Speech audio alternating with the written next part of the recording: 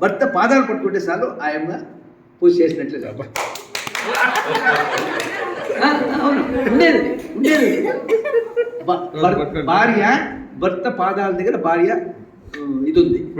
అట్లే అమ్మ నాన్న పాదాల దగ్గర పిల్లలు భవిష్యత్తు.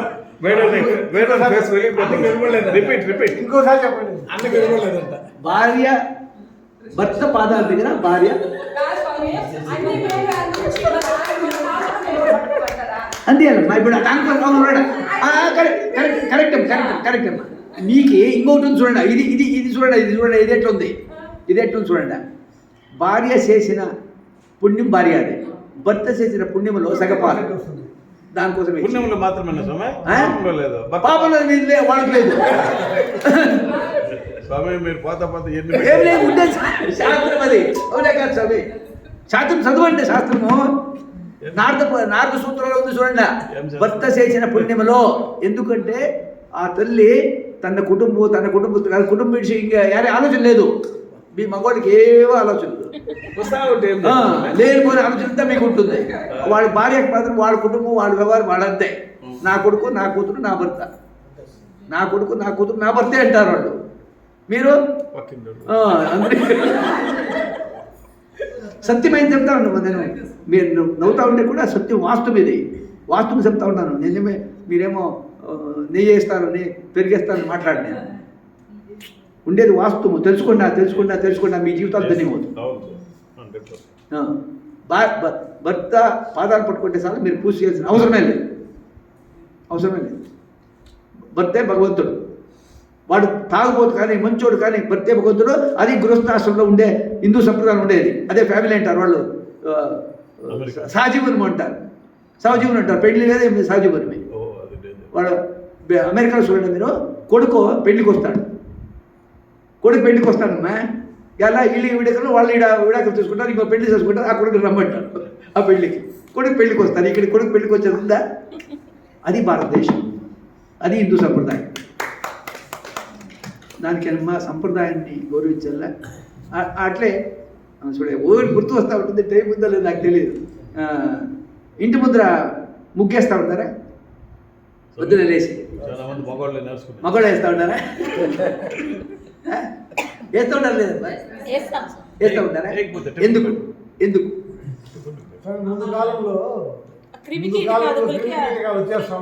అప్పుడన్నా పాపం ఈ పిండి బియ్యం పిండి వేస్తూ ఉంటారు. అదన్నా మంచిది. ఇప్పుడు లేదు, కలర్లు వేసేస్తారు. కలర్లు ఇప్పుడు దీనికి కూడా ఆహారం లేకుండా పోయింది. సరే, ఎందుకు వేయాలా? అది అమ్మమ్మ వేస్తా ఉంది అని, నాయనమ్మ వేస్తా ఉంది అని వేస్తారా? లేదా ఏమన్నా దాంట్లో అర్థం ఉందా? కీటకాలు, పురుగులు అట్లాంటివి లోపల రాకుండా ఉండేదానికి కోసం వేస్తాం. అవునా? ఫస్ట్ లేస్తానే దానికి భోజనం పెడతామని ఇస్తారు. కాదమ్మా, ఈ పొద్దున్న లేచి ఇంటి ముందర ముగ్గేస్తా ఉన్నారా? బ్రహ్మముహూర్తంలో దేవతలు తిరుగుతుంటారు. బ్రహ్మముహూర్తంలో దేవతలు వస్తుంటారు కాబట్టి కొట్టిన క్లాప్స్. అది కూడా ఒక కారణం అవుతే అది ఒక కారణం ఉండొచ్చునేమో.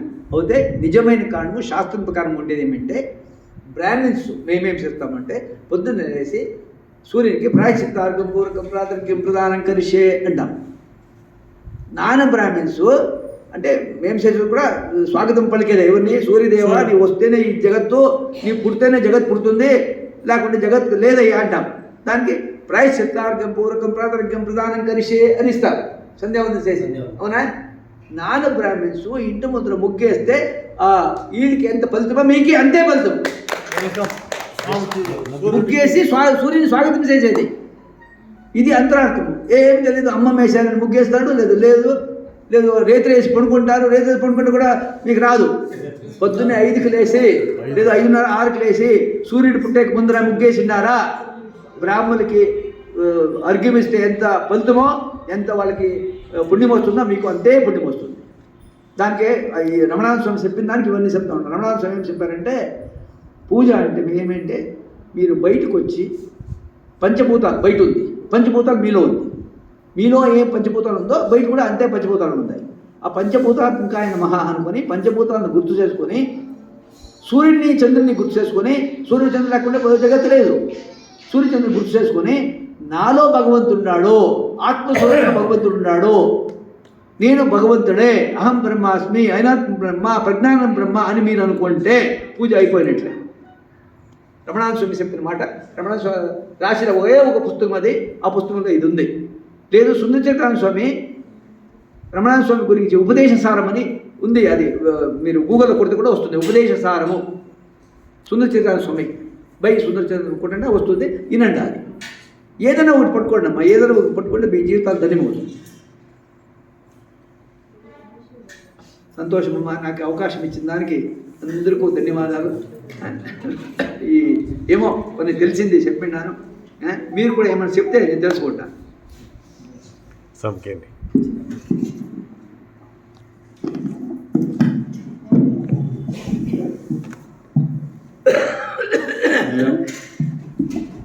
ఒక మనిషికి ఒక గురువు ఎంత ముఖ్యమో, భగవంతుడు ఎంత ముఖ్యమో అనేది ఒక చిన్న సత్సంగంలో నేను విన్నాను. ఇది మీ దగ్గర పంచుకోవాలనుకుంటున్నాను. ఒక అడవిలో, దట్ట అడవిలో ఒక ఆవు, ఒక తట్టు ఆవు వస్తుంటుంది, ఒక తట్టు పులి వస్తుంటుంది. ఆవు పులి చూస్తుంది, పులిని చూస్తుంది, పులి ఆవును చూస్తుంది. వెతుక్కుంటూ వస్తూ వస్తూ రెండు ఒక పెద్ద చెరువులో పడిపోతుంది. ఆ చెరువులో పడిపోతే ఒక ఆవు ఒక పక్క ఉంటుంది, పులి ఒక పక్క ఉంటుంది. అది బయటకు రాదు, రెండు కాళ్ళంతా లోపలికి ఇరుక్కొనేస్తుంది. ఇరుక్కొనేస్తుంది. సరే అక్కడి నుంచి పులి చూస్తుంటుంది, ఆవు చూస్తుంటుంది. ఈ ఆవు ఇంత హ్యాపీగా ఉంటుంది, ఏం దీనికి కారణం? నేనైతే ఎట్లా పోవాలని ఆలోచిస్తున్నాను. ఈ ఆవు ఆలోచిస్తూ ఉండే. ఎందుకు ఆలోచిస్తుంటే ఆ పులికి అర్థం కాలేదు. అర్థమైతే అట్లా చూస్తుంటుంది, అది ఇంకా హ్యాపీ అయిపోతుంది. ఆవు ఇంత హ్యాపీగా అయిపోతుంది, నాకు ఇంకా చింత అవుతుంది. నాకు ఎవరు ఏం కథ అర్థం కాలేదు ఎందుకు అంటుని మళ్ళీ తట్టుకోలేక ఆవును అడుగుతుంది, ఏ బా నువ్వు ఇంత హ్యాపీగా ఉన్నావు ఎట్లా అంటుంటే, ఏం లేదు, నాకు ఓనర్ ఉన్నాడు, ఓనర్ వస్తాడు, నేను సాయంత్రం పోకుండా ఉంటే నా ఓనర్ వస్తాడు, నన్ను తీస్తాడు. నేను ఎవరు తీస్తారు? ఎవరు తీయరు. నువ్వు అక్కడే ఉంటావు, నేను తీయాలంటే కూడా భయం అవుతుంది వాళ్ళకి, నన్ను తినేస్తారు అంటే భయం అవుతుంది. కాబట్టి ఆ ఓనరు మనకు ఒక భగవంతుడు అనేది ఒకరు ఉన్నాడు. కాబట్టి మనం ఎట్టి పరిస్థితుల్లో ఎట్లా ఉన్నా కూడా భగవంతుడు మనం ఖచ్చితంగా కాపాడుతున్న దానికి ఒక సత్సంగంలో చిన్న మెసేజ్ విన్నాను నేను. చాలా బాగుంది. అదొకటి. వాళ్ళకి ఇంకొక చిన్న ఇదేమంటే, భగవంతుడికి మనము బయట నుంచి గుడికి వస్తున్నాము. గుడికి వచ్చేటప్పుడు కొన్ని కోరికలు కోరుకుంటున్నాము. ఆ సత్సంగాలు ఏం చెప్తారంటే, మీరు కోరుకునే అవసరం లేదు, ఇక్కడికి వచ్చి కోరుకునే అవసరం లేదు. దేవునికి చెప్పండి, భగవంతునికి చెప్పండి, నేను వస్తున్నానని చెప్పండి చాలు, ఆయన అన్నీ చూసుకుంటాడు. మీకు మీరేం అనుకునే అవసరం లేదు. మీరు పోండి, నేను ఇంటి నుంచి అనుకుంటూ వస్తున్నాను, రండి స్వామి నేను వస్తున్నాను, మీ దగ్గరికి వస్తున్నాను అంటే చాలు, మొత్తం ఆయన మన లైఫ్ అంతా ఆయన చూసుకుంటా అంట. అట్లా రావాలంట మనం గుడి లోపలికి కృతజ్ఞత చెప్పేదానికే రావాలి. నేను వస్తున్నాను స్వామి అంటే చాలంట, ఆయన మొత్తం ఆయన వస్తున్నాడు, నేను అన్నీ చూసుకోవాలని ఆయన రెడీ అవుతాడంట. కాబట్టి ఏమి కోరికలు లేకుండా వస్తే అన్నీ ఆయన చూసుకుంటాడు. కోరికలు వస్తే కోరికలే తీసుకొని పోతాం అంతే, రోజు కోరికలే తీసుకుంటాం. కానీ ఆయన ద్వారా వస్తే అది అన్నీ మనకు దక్కుతుందని. ఈరోజు దక్కకపోవచ్చు, రేపు దక్కకపోవచ్చు, కానీ మూడోసారి స్వామి 3 రోజులు అయింది, 3 రోజుల నుంచి వస్తున్నాను అంటే ఖచ్చితంగా తీరుస్తాడు. కాబట్టి అట్లా రావాలని ఒక సత్సంగంలో, చిన్న సత్సంగంలో విన్నాను. ఆ సత్సంగం నేను ఇప్పుడు పంచుకున్నాను. గుడికి ఎందుకు రావాలంటే మానవ జన్మ దుర్లభం. మానవ జన్మ ఇప్పుడు మీరందరూ మానవులే, అప్పుడే చెప్పాను కదా. తిరిగి మానవ జన్మ వస్తుంది అని ఏమైనా గ్యారెంటీ ఉందా ఎవరికన్నా? ఎట్లా మరి? వెంకటేశ్వరం చెప్పారు, వెంకటేశ్వరం దాంట్లో ఉంది, దేంట్లోనే పోట్లాడితే దాంట్లోనే వస్తామన్నారు. అంటే మానవత్వంతో పోట్లాడితే మానవ జన్మ, రాక్షసులతో పోట్లాడితే రాక్షస జన్మ, దైవంతో పోట్లాడితే దైవ జన్మ వస్తుంది అని వెంకటేశ్వరం చెప్పిండే దాంట్లో ఉంది. అట్లా మీరు ఏ దాంట్లో పోట్లాడతారు అంటే ప్రయత్నం చేస్తారు, ఆ జన్మ వస్తుంది. గుడికి రావాల్సింది ఎందుకు రావాలంటే కృతజ్ఞత చెప్పేదా. ఎలా? భగవంతుడు నీకు మానవ జన్మ ఇచ్చాడు, చాలా దుర్లభం మానవ జన్మ వచ్చేది దుర్లభం. మానవ జన్మ ఇచ్చాడు, భార్యని ఇచ్చాడు, భర్తని ఇచ్చాడు, కొడుకునిచ్చాడు, కూతుర్ని ఇచ్చాడు, అన్నీ బాగా జరుగుతూ ఉంది. వచ్చి కృతజ్ఞత చెప్పాలంట స్వామికి, దానికి రావాలంట. మీ లీస్ట్ తీసుకున్న వచ్చేదేం కాదు. అయితే అక్కడ కూడా రెండు ఉన్నాయమ్మా, కోరిక, బాధ్యత. కోరిక యారే, బాధ్యత యారే. ఇప్పుడు నీ కూతురు ఉంది, పెళ్లి చేయాలా, మంచి వరుడు కావాలా అనేది బాధ్యత అవుతుంది. అమెరికాలో కావాలని కోరిక అవుతుంది. ఇక్కడ బాగా అర్థం చేసుకోండి డిఫరెన్స్. మా కూతురికి మంచి వరుడు కావాలా, క్యారెక్టర్ బాగుండాలా, ఉండే దాంట్లో సర్దుకోపోయేట్లా అల్లుడు వస్తే చాలు అనుకునేది బాధ్యత అవుతుంది. ఎలా? కూతురునిచ్చింది భగవంతుడే, కొడుకునిచ్చింది భగవంతుడే, అది తప్పలేదు. అదే అమెరికాలో కావాలా అనేది కోరిక అవుతుంది. అది కావచ్చు కాకపోవచ్చు అదే. అది అంటే ధర్మబద్ధమైన ఏ కోరికైనా భగవంతుడు తీరుస్తాడు. అడిగినది అమ్మ కూడా అన్నం పెట్టదు, అది కూడా ఉంది. అయితే ఇక్కడ మీరు కోరికతో వచ్చేదానికి బాధ్యత వచ్చేదానికి వ్యత్యాసం ఉంటుంది. ఇప్పుడు నీ కొడుకు ఉన్నాడు, ఎగ్జామ్ ఫీజు కట్టాలా ఈ నాన్న అంటాడు, నీ దగ్గర ఉండి లేకపోతే అప్పన్న చేసి ఇస్తాం. అట్లే స్వామి కూడా కొడుకునిచ్చారు, కూతురునిచ్చారు, వాళ్ళ జవాబుదారీ చేయాలి. ఇప్పుడు మా స్వామికి ఎంతమంది? ముగ్గురు ఆడపిల్లలు, ఇద్దరు ఆడపిల్లలు పెళ్లి చేయాలి కదా. స్వామిదే జవాబుదారీ, చేస్తాడు. మేము చూస్తూ ఉంటాం. డ్యూటీ చేయండి మీరు, అక్కడ కూడా డ్యూటీ చేయాలి మీరు. అదే ఉండేది. మీరు ఏమి కొడుకు అప్పే, కూతురు అప్పే, వాళ్ళు వచ్చిండేది కూడా అప్పు తీర్పించేదానికి. మీరు చేసిన అప్పుకే వాళ్ళు వచ్చిండేది. బాగా అర్థం చూసుకోండి.